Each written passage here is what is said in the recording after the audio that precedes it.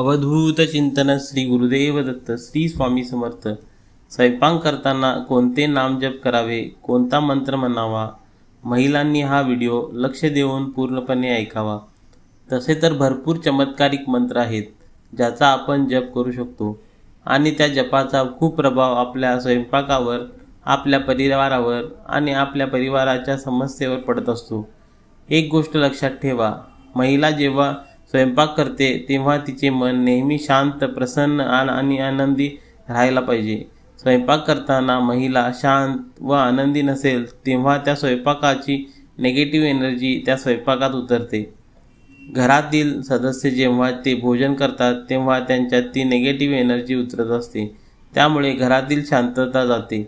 घरात शांतता नसते, प्रसन्नता नसते, आनंद नसतो आणि म्हणून महिलांनी आपल्या मनातील विचार नाहीसे करण्यासाठी, मनाची शांतता ठेवण्यासाठी, मन प्रसन्न आनंदी ठेवण्यासाठी देवाचे नामस्मरण करावे।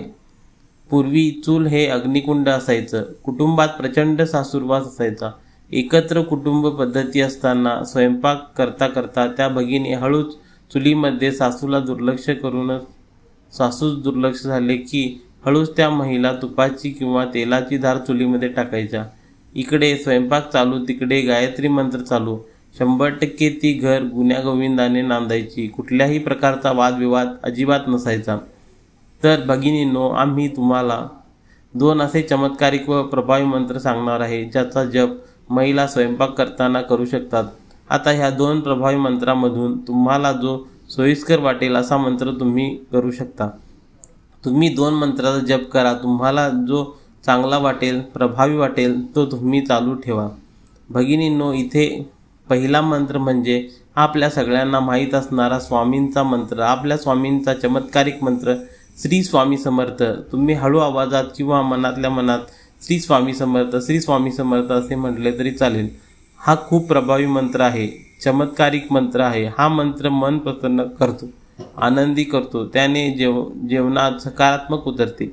यानंतर दुसरा प्रभावी मंत्र आहे गायत्री मंत्र। गायत्री मंत्र हाही अत्यंत प्रभावशाली मंत्र आहे, तोही तुम्हाला आनंदी प्रसन्न ठेवण्यासाठी मदत करतो। महिलांनो, तुम्हाला 2 मंत्र सांगितले आहेत, एक तर श्री स्वामी समर्थ आणि दुसरा गायत्री मंत्र। तुम्ही दोन्ही मंत्र म्हणून बघा, 8 दिवस ही प्रक्रिया करा। कोणत्या मंत्राने तुम्हाला जास्त प्रसन्न, शांत आणि आनंदी वाटते आणि त्याच मंत्राचा जप तुम्ही कायमस्वरूपी करा। श्री स्वामी समर्थ। जय जय स्वामी समर्थ।